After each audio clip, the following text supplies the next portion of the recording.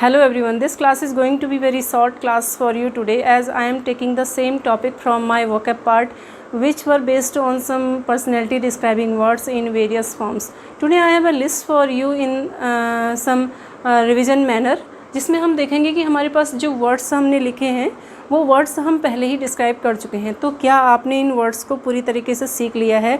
इनका formation suffix से हुआ है, प्रीफिक्स से हुआ है, रूट वर्ड से हुआ है, वो सारा फॉर्मेशन आपको देखना है। और इतना वर्ड हमने सीख लिया है उन 3 लेक्चर्स में कि आपके पास एक अच्छा कलेक्शन ऑफ वर्ड्स का होना चाहिए। तो देखते हैं, पहला वर्ड है एम्बीडेक्स्ट्रस। एम्बीडेक्स्ट्रस एक ऐसा इंसान को शो करता है जो अपने दोनों ही हाथों का बड़ी कुशलता से यूज एक साथ कर लेता है। तो उसको ambidextrous I have already explain in my previous video lectures, आप देख सकते हैं उसमें। तो यहाँ पर हम देखेंगे कि हमने OUS को अंडरलाइन कर रखा है। This is a suffix, OUS is a suffix. और एम्बीडेक्स्ट्रस को यह OUS लगा देने से एम्बीडेक्स्ट्रस एक एडजेक्टिव बन जाता है। देन सेकेंड वर्ड एम्बीडेक्स्ट्रिटी, सेम उसी से रिलेटेड है और इसमें हमने देखा ITY लगा रखा है, यह भी एक सफिक्स है। और ITY सफिक्स लगने से जब ये एडजेक्टिव बन जा रहा है तो हम इसको कैसे बना रहे हैं? फिर यहाँ पर डेक्स्ट्रस बना रहे हैं, यहाँ पर हमने OUS लगा दिया। OUS is also a suffix. तो देखेंगे एम्बीडेक्स्ट्रस में OUS लगाया, एडजेक्टिव बनाया। एम्बीडेक्स्ट्रिटी में ITY लगाया, उसको एडजेक्टिव बनाया। देन डेक्स्ट्रस में OUS लगाया, उसको भी हमने एडजेक्टिव बनाया। तो सफिक्स का वर्ड फॉर्मेशन में कितना रोल है वो आपको अब धीरे धीरे पता चलेगा कि कितने सफिक्स होते हैं, कितने प्रीफिक्स होते हैं, कितने रूट वर्ड्स होते हैं।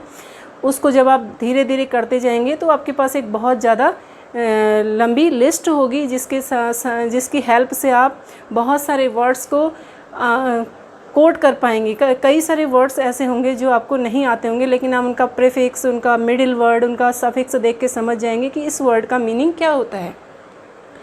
Then anthropology. एंथ्रोपोलॉजी में आपने देखा GY लगा हुआ है, Y लगा है, सॉरी। एंथ्रोपोलॉजी में Y जो है वो सफिक्स का काम करता है, तो यहाँ पर ये नाउन बना दिया इसने। देन एंथ्रोपोलॉजिस्ट, IST भी एक सफिक्स है और इसकी लगने से यह वर्ड नाउन बन गया। Then anthropological, CAL is also a suffix, adjective बना रहा है।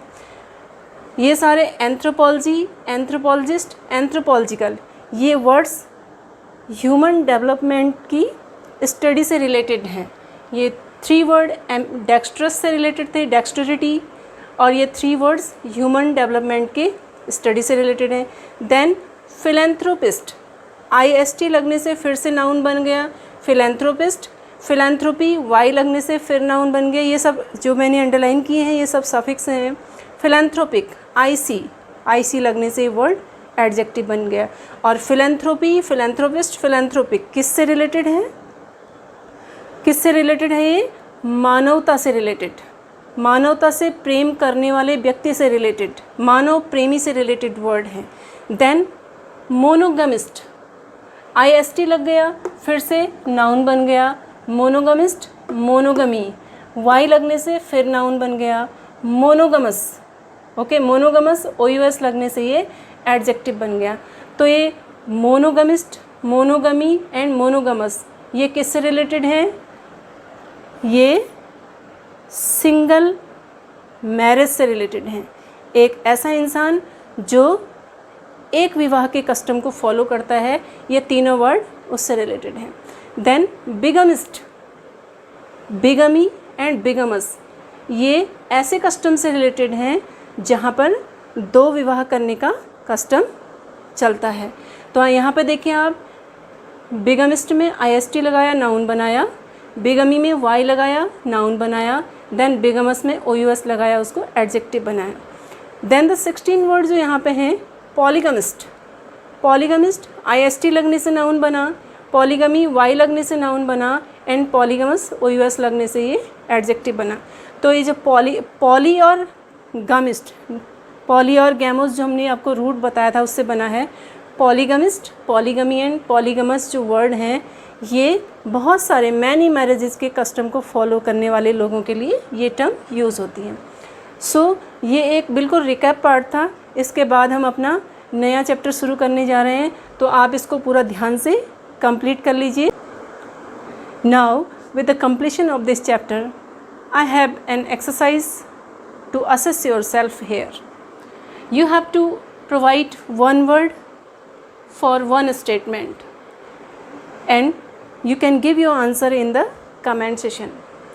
One who engage in charitable works, एक ऐसा इंसान जो चैरिटेबल दया दान के कामों में लगा रहता है, ऐसे इंसान को क्या कहते हैं? हेटिंग मैनकाइंड, हेटिंग मैनकाइंड किसके लिए आता है? स्किलफुल को क्या कहा जाता है? Capable of using both hands को क्या कहते हैं? हेट्रेड ऑफ वुमन क्या कहलाता है? And study of human development क्या कहलाती है? Devotion to a lonely and austere life, जो जीता है उसको क्या बोलते हैं? Student of the development of mankind, इसको क्या बोला जाता है? तो आप अपनी ड्रिल कीजिए। मिलते हैं अगले चैप्टर के साथ। Till then take care, have a good day.